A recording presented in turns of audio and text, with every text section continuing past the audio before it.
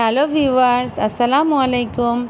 সবচেয়ে প্যারাময় দিন হচ্ছে যেদিন আমাদের প্রিপেড মিটারের কার্ড থাকে না। সকাল সকাল কার্ড ভরতে হবে। চলে গেলাম কার্ড ভরতে, কার্ড ভরা শেষ।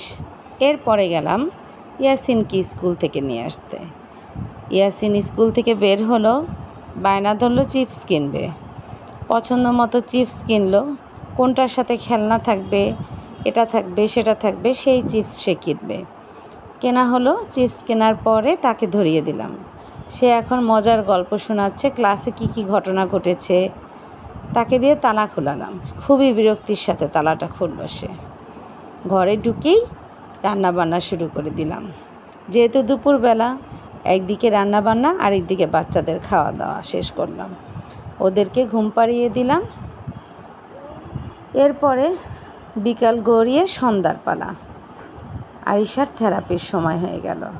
ওর বাবার সঙ্গে ও থেরাপিতে যাচ্ছে।